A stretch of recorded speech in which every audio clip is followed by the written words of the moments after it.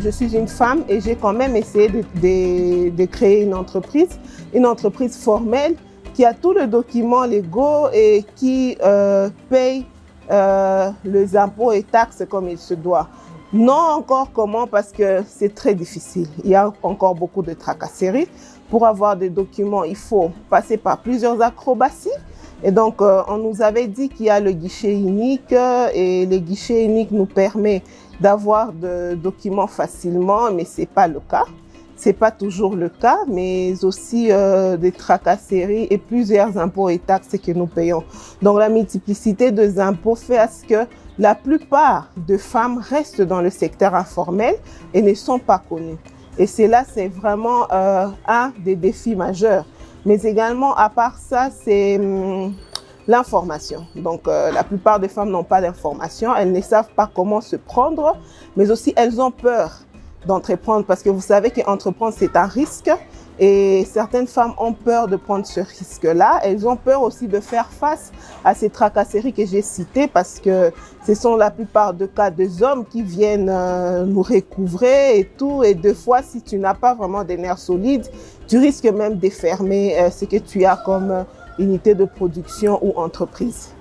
C'est encore un défi. D'abord, nous sommes dans un secteur de l'environnement, un secteur qui, jusqu'à présent, ici à Goma, n'est pas très développé, ce qui fait que les renforcements de capacité, nous sommes obligés de recourir à l'Internet, donc de recourir à certaines documentations sur Internet pour se renforcer en capacité, mais également à d'autres opportunités qui existent de renforcement de capacité de par le monde.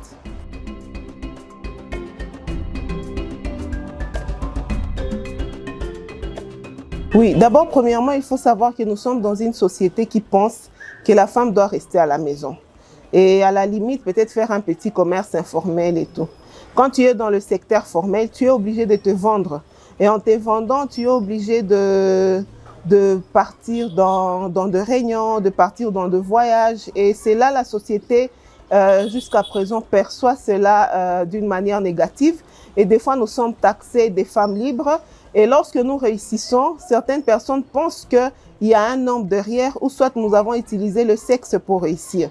Et donc, ce sont des préjugés et des stéréotypes qui font que certaines femmes ont du mal à entrer dans l'entrepreneuriat de peur qu'elles soient jugées. Et donc, nous autres qui sommes dans le secteur, il faut nous encourager. Il faut également faire des sensibilisations pour démontrer aux gens que c'est possible qu'une femme réussisse sans pour autant avoir donné son corps, sans pour autant qu'il y ait un homme derrière qui la soutienne. Mais également, s'il y a un homme qui soutient cette femme positivement, c'est aussi bien parce que le monde, il est complémentaire.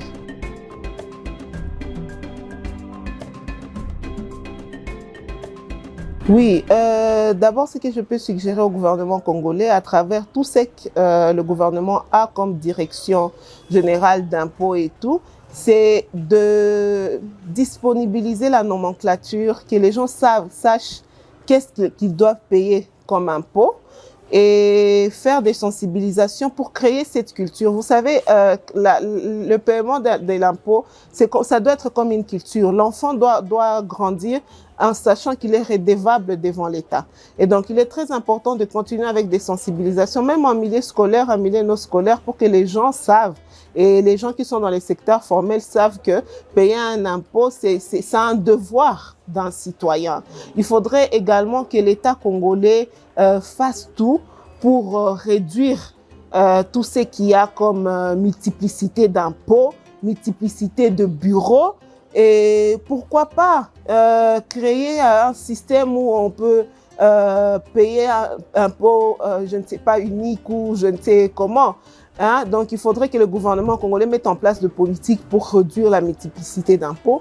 Il faudrait également que la population sache que payer un impôt, c'est un devoir. C'est un devoir civique et en tant que patriote, nous devons nécessairement être fiers quand nous payons l'impôt parce que cela participe au développement même de notre pays.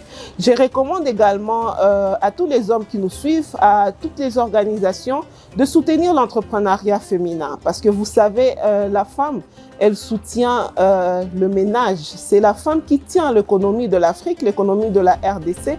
Et donc, il faudrait la soutenir pour la permettre de formaliser ce qu'elle a comme activité et d'être encore de plus en plus productive. Et c'est là, c'est pour l'intérêt de la famille et de la nation.